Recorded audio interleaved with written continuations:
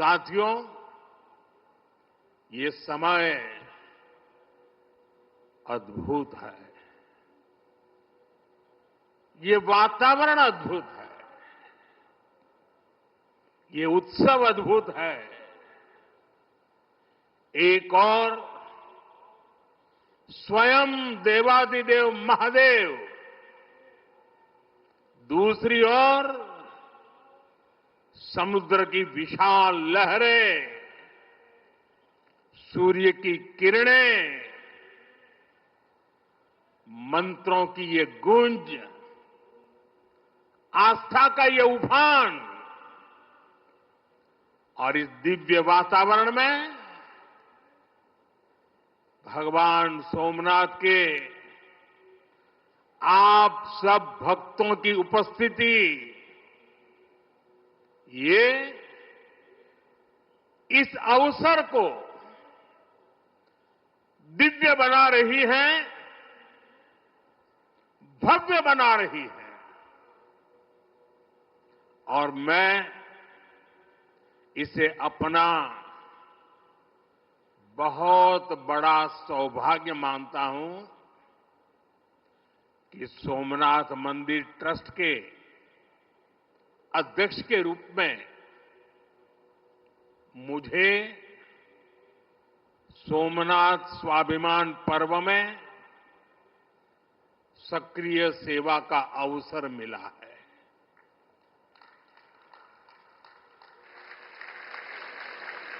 ये पीछे से कुछ और आवाज चल रही है भाई, इसे बंद किया जाए।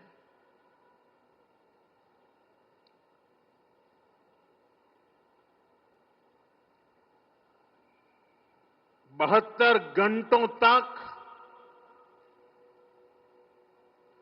अनवरत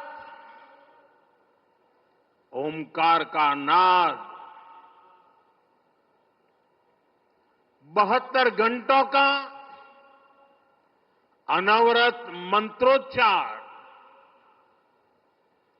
और मैंने देखा कल शाम को 1000 ड्रोन्स द्वारा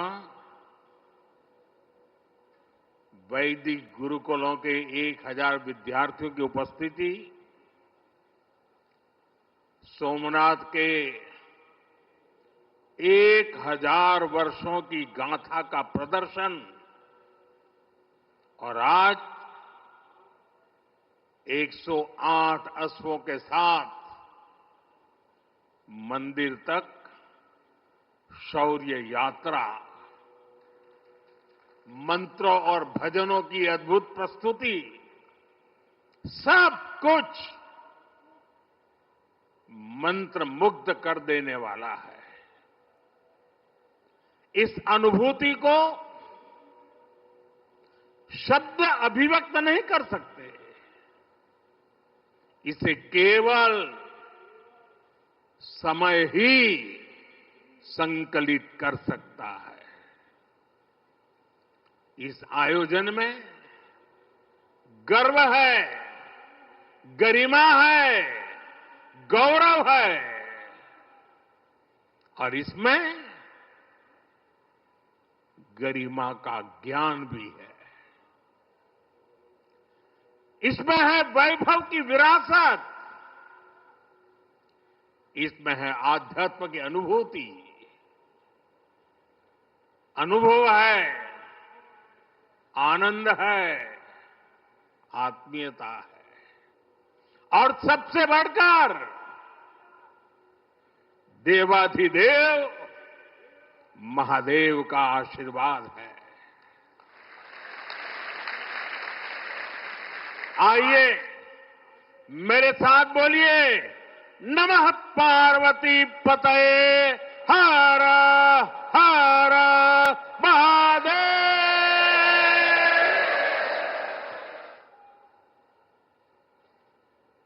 साथियों, आज जब मैं आपसे बात कर रहा हूं तो मन में बार बार ये प्रश्न आ रहा है कि ठीक 1000 साल पहले ठीक इसी जगह पर जहां आप बैठे हैं क्या माहौल रहा होगा। आप जो यहां उपस्थित हैं, उनके पुरखों ने, आपके पुरखों ने, हमारे पुरखों ने जान की बाजी लगा दी थी। अपनी आस्था के लिए, अपने विश्वास के लिए, अपने महादेव के लिए उन्होंने अपना सब कुछ न्योछावर कर दिया। 1000 साल पहले तब वो आतताई सोच रहे थे कि हमें जीत लिया, लेकिन आज 1000 साल बाद भी सोमनाथ महादेव के मंदिर पर फहरा रही ध्वजा पूरी सृष्टि का आह्वान कर रही है कि हिंदुस्तान की शक्ति क्या है, उसका सामर्थ्य क्या है।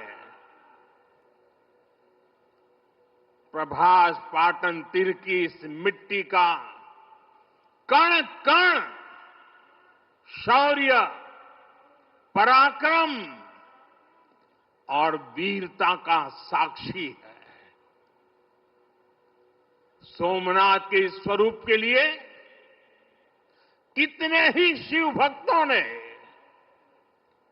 संस्कृति के उपासकों ने, संस्कृति के ध्वज धारकों ने अपने प्राणों की आहुति दी है। आज सोमनाथ स्वाभिमान पर्व पर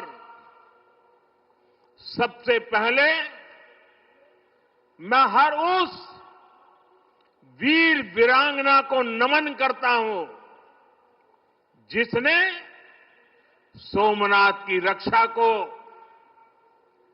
मंदिर के पुनर्निर्माण को अपना जीवन ध्येय बनाया, अपना सब कुछ देवाधिदेव महादेव को अर्पण कर दिया। भाइयों बहनों, प्रभास पाटन का एक क्षेत्र भगवान शिव का अपना क्षेत्र तो है।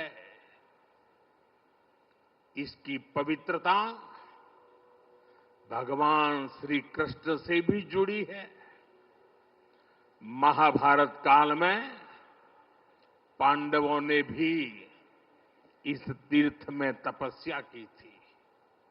इसलिए ये अवसर भारत के अनगिनत आयामों को नमन करने का भी अवसर है।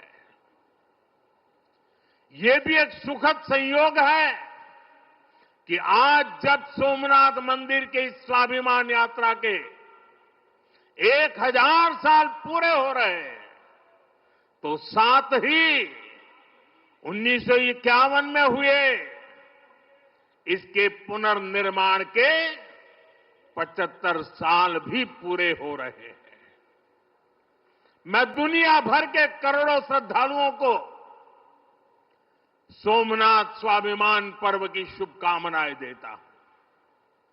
साथियों, सोमनाथ स्वाभिमान पर्व 1000 साल पहले हुए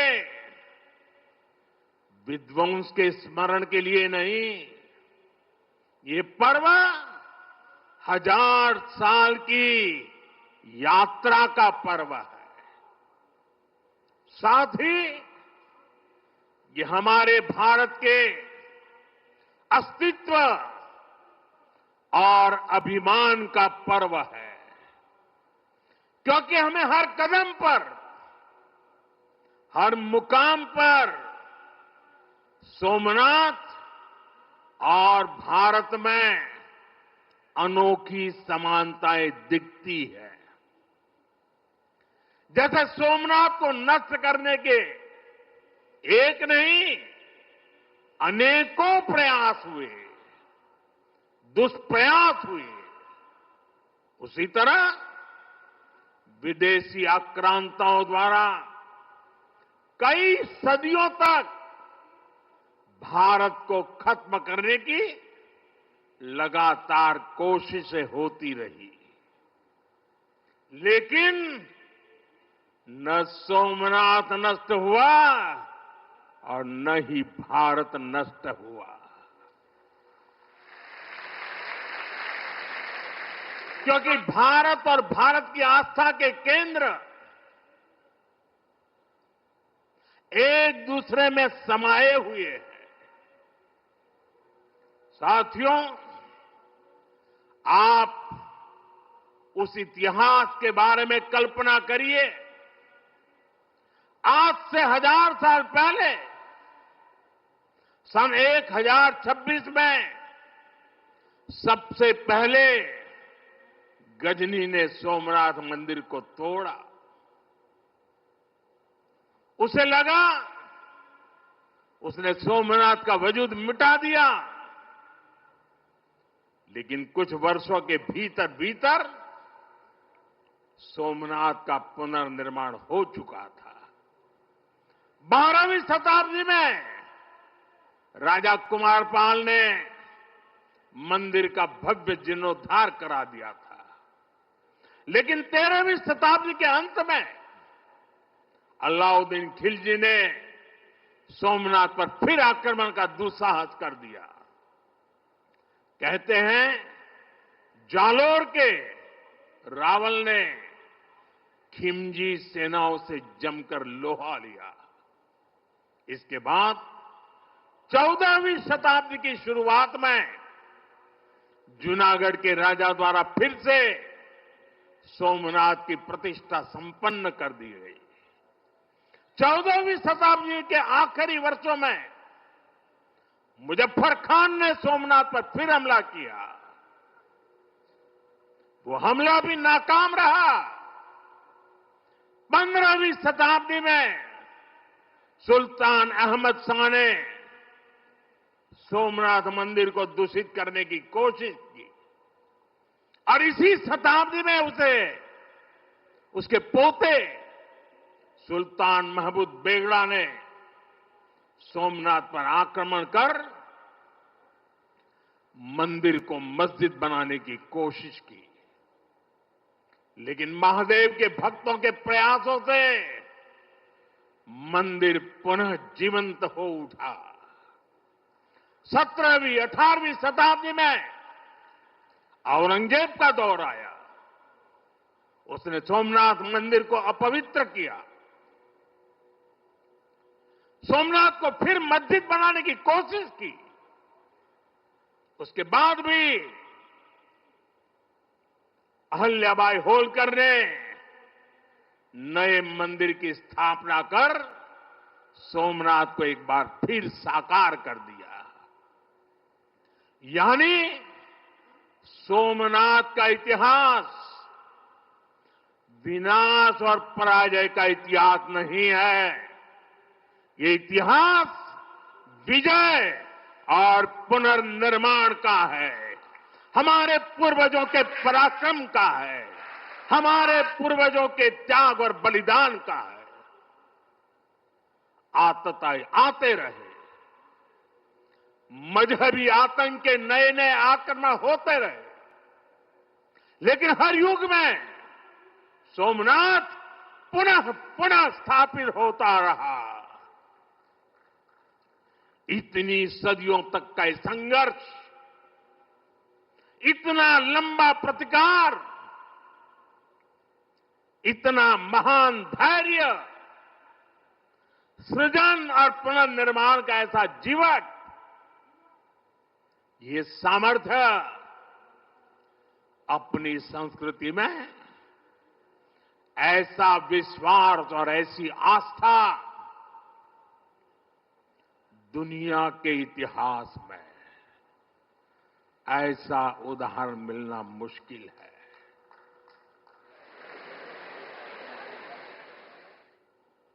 जरा મને જવાબ આપજો પહેલા. આપણે આપણા પૂર્વજોના પરાક્રમનું પુણ્ય સ્મરણ કરવું જોઈએ કે ના કરવું જોઈએ? આપણા પૂર્વજોએ કરેલા પરાક્રમમાંથી પ્રેરણા લેવી જોઈએ કે નહીં લેવી જોઈએ? એવો કોઈ દીકરો હોય, એવા કોઈ સંતાન હોય કે જે પોતાના પૂર્વજોને ભૂલવા માટેના નાટક કરે? भाइयों बहनों, जब गजनी से लेकर औरंगजेब तक तमाम आक्रांता सोमनाथ पर हमला कर रहे थे तो उन्हें लग रहा था कि उनकी तलवार सनातन सोमनाथ को जीत रही है. वो मजहबी कट्टरपंथी ये नहीं समझ पाए कि जिस सोमनाथ को वो नष्ट करना चाहते हैं उनके नाम में ही सोम अर्थात अमृत जुड़ा हुआ है. उसमें हलाहल को पीकर भी अमर रहने का विचार जुड़ा है.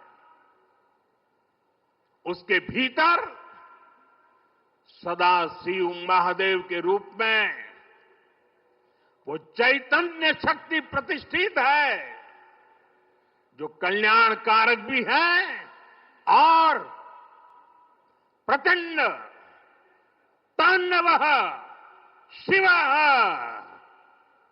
ये शक्ति का स्रोत भी है. भाइयों बहनों, सोमनाथ में विराजमान महादेव, उनका एक नाम मृत्युंजय भी है. मृत्युंजय जिसने मृत्यु को जीत लिया हो, जो स्वयं काल स्वरूप है. यतो जायते पाल्यते येन विश्वम तमीस भजे लियते यत्र विश्वम. अर्थात ये सृष्टि उन्हीं से उत्पन्न होती है, उन्हीं में लय हो जाती है. हम मानते हैं त्वमेको जगत व्यापको विश्व रूप, यानी शिव पूरे जगत में व्याप्त है. इसलिए इस हम कण कण कंकड़ कंकड़ में भी उस शंकर को देखते हैं. फिर कोई उन शंकर के कितने स्वरूपों को नष्ट कर सकता है? हम तो वो लोग हैं जो जीव में भी शिव को देखते हैं. उनसे हमारी आस्था को कोई कैसे डिगा सकता था? और साथियों, ये समय चक्र है कि सोमनाथ को ध्वस्त करने की मंशा लेकर आए मजहबी आतताई आज इतिहास के कुछ पन्नों में सिमट कर रह गए हैं. और सोमनाथ मंदिर उसी विशाल समंदर के किनारे गगनचुंबी धर्म ध्वजा को थामे खड़ा है. सोमनाथ का ये शिखर मानो उद्घोष कर रहा है, चंद्रशेखरम आश्रय मम किम करिष्यति वै यम. अर्थात मैं चंद्रशेखर शिव पर आश्रित हूं, काल भी मेरा क्या कर लेगा. साथियों, सोमनाथ स्वाभिमान पर्व इतिहास के गौरव का पर्व तो है ही, ये कालातीत यात्रा को भविष्य के लिए जीवंत बनाने का माध्यम भी है। हमें इस अवसर को अपने अस्तित्व और पहचान को सशक्त करने के लिए उपयोग करना है। आप भी देखते हैं, अगर कहीं किसी देश के पास कुछ 100 साल पुरानी विरासत होती है, वो देश उसे अपनी पहचान बनाकर दुनिया के सामने प्रस्तुत करता है। वहीं भारत के पास सोमनाथ जैसे हजारों साल पुराने पुण्य स्थान है।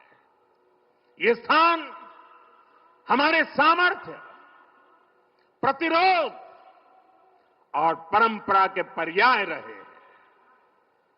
लेकिन दुर्भाग्य से आजादी के बाद गुलामी की मानसिकता वाले लोगों ने उनसे पल्ला झाड़ने की कोशिश की। उस इतिहास को भुलाने के कुत्सित प्रयास हुए। हम जानते हैं, सोमनाथ की रक्षा के लिए देश ने कैसे कैसे बलिदान दिए थे।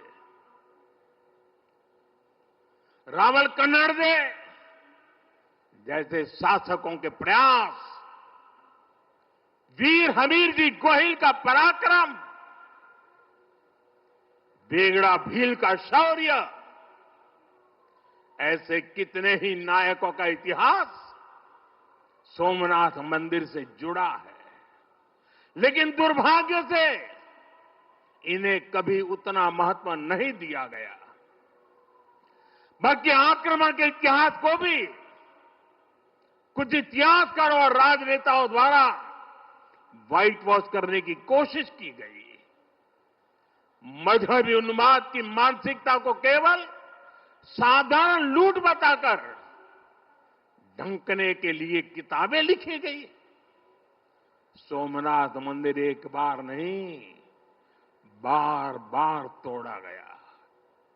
अगर सोमनाथ पर आक्रमण केवल आर्थिक लूट के लिए हुए होते तो 1000 साल पूर्व पहली बड़ी लूट के बाद रुक गए होते। लेकिन ऐसा नहीं हुआ।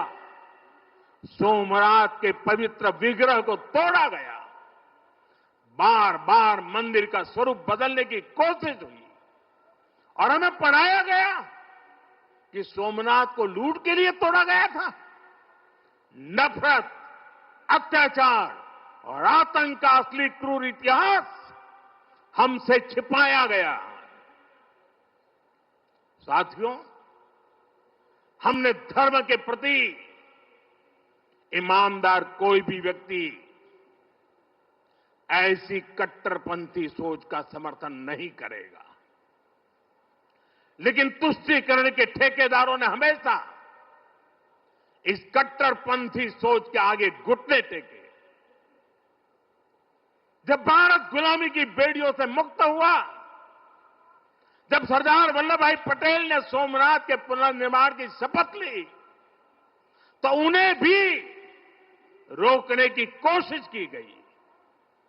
1951 में तत्कालीन राष्ट्रपति डॉक्टर राजेंद्र प्रसाद के यहां आने पर भी आपत्ति जताई गई।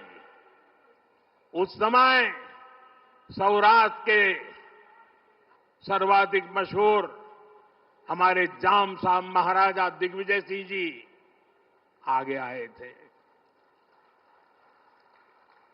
भूमि अधिग्रहण से लेकर सुरक्षा व्यवस्था तक उन्होंने राष्ट्रीय गौरव को सबसे ऊपर रखा था। उस दौर में सोमनाथ मंदिर के लिए जाम साहब ने 1 लाख रुपए का दान दिया और उन्होंने ट्रस्ट के प्रथम अध्यक्ष के रूप में बड़ी जिम्मेदारी निभाई।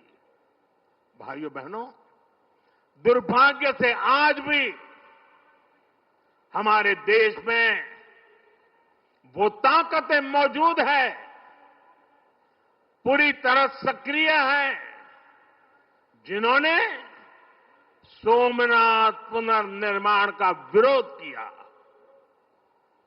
आज तलवारों की जगह दूसरे कुत्सित तरीकों से भारत के खिलाफ षड्यंत्र हो रहे हैं और इसलिए हमें ज्यादा सावधान रहना है। हमें खुद को शक्तिशाली बनाना है। हमें एक रहना है, एकजुट रहना है। ऐसी हर ताकत को हराना है जो हमें बांटने की साजिशें रच रही है। साथियों, जब हम अपनी आस्था से जुड़े रहते हैं, अपनी जड़ों से जुड़े रहते हैं, पूरे स्वाभिमान के साथ अपनी विरासत का संरक्षण करते हैं, अपनी विरासत के प्रति सजग रहते हैं, तो हमारी सभ्यता की जड़ें भी मजबूत होती है। और इसलिए पिछले 1000 वर्षों की यात्रा हमें अगले 1000 वर्षों के लिए तैयार रहने की प्रेरणा देती है। साथियों, राम मंदिर प्राण प्रतिष्ठा के ऐतिहासिक अवसर पर मैंने भारत के लिए 1000 साल का विराट स्वप्न सामने रखा था।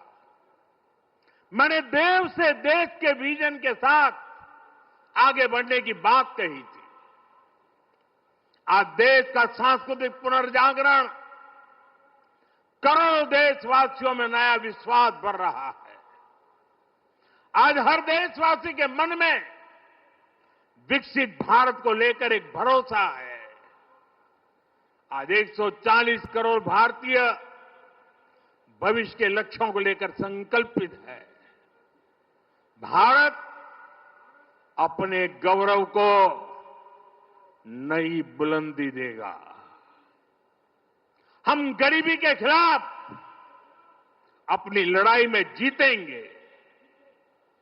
हम विकास की नई ऊंचाइयों को छुएंगे।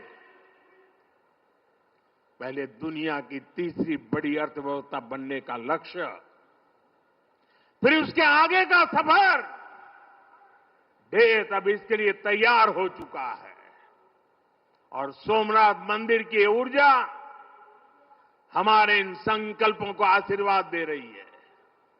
साथियों, आज का भारत विरासत से विकास की प्रेरणा लेकर आगे बढ़ रहा है। सोमनाथ में भी विकास भी विरासत भी, ये भावना निरंतर साकार हो रही है। आज एक और सोमनाथ मंदिर का सांस्कृतिक विस्तार, सोमनाथ संस्कृत यूनिवर्सिटी की स्थापना, माधवपुर मेले की लोकप्रियता और उसके रंग, इनसे हमारी विरासत मजबूत हो रही है।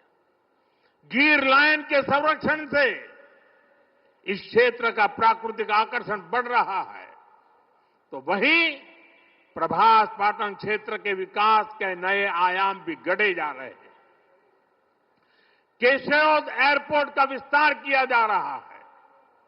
इससे देश विदेश से श्रद्धालु सीधे सोमनाथ तक पहुंच सकेंगे। अहमदाबाद से वेरावल वंदे भारत ट्रेन की शुरुआत से तीर्थयात्रियों और पर्यटकों का समय कम हुआ है। इस क्षेत्र में यात्रा धाम सर्किट का विकास भी किया जा रहा है। यानी आज का भारत आस्था को स्मरण करने के साथ ही इंफ्रास्ट्रक्चर, कनेक्टिविटी और टेक्नोलॉजी के जरिए उसे भविष्य के लिए सशक्त भी कर रहा है। साथियों, हमारी सभ्यता का संदेश कभी किसी को पराजित करने का नहीं रहा, बल्कि जीवन को संतुलन में रखने का रहा है। हमारे यहां आस्था की राह हमें घृणा की तरफ नहीं ले जाती। हमारे यहां शक्ति हमें विनाश करने का अहंकार नहीं देती। सोमनाथ जैसे तीर्थ ने हमें सिखाया है कि सृजन का मार्ग लंबा होता है, लेकिन वही स्थायी होता है, चिरंजीव होता है। तलवार की नोक पर कभी दिलों को नहीं जीता जा सकता। जो सभ्यताएं दूसरों को मिटाकर आगे बढ़ना चाहती हैं, वे स्वयं समय में खो जाती है। इसलिए भारत ने दुनिया को ये नहीं सिखाया कि दूसरे को हराकर कैसे जीता जाए, बल्कि ये सिखाया कि कैसे दिलों को जीतकर जिया जाए। ये विचार आज दुनिया की जरूरत है। सोमनाथ की 1000 वर्षों की गाथा पूरी मानवता को सीख दे रही है। इसलिए आइए हम संकल्प करें, हम विकास की ओर आगे बढ़ें, कदम से कदम मिलाकर चले, कंधे से कंधा मिलाकर चले, मन से मन को जोड़कर चले। लक्ष्य को ओझल दिए हुए बिना हम चलते चले और साथ ही अपने अतीत और अपनी विरासत से भी जुड़े रहें। हम आधुनिकता को अपनाते हुए अपनी चेतना को संभाले रखें। आइए सोमनाथ स्वाभिमान पर्व जैसे आयोजनों से प्रेरणा लेते हुए विकसित होने के मार्ग पर तेजी से चले। हर चुनौती को पार करते हुए हम अपने लक्ष्य तक पहुंचे। और ये कार्यक्रम आज तो शुरू हो रहा है। हमें 1000 साल का स्मरण देश के कोने कोने में करना है। दुनिया को हमारी विरासत का परिचय करवाना है। हमें 75 साल का ये नया पर्व भी मनाना है और हम 2027 मई तक इसको मनाते रहें, जन जन को जगाते रहें। जगा हुआ देश सपनों को साकार करने के लिए चलता रहे।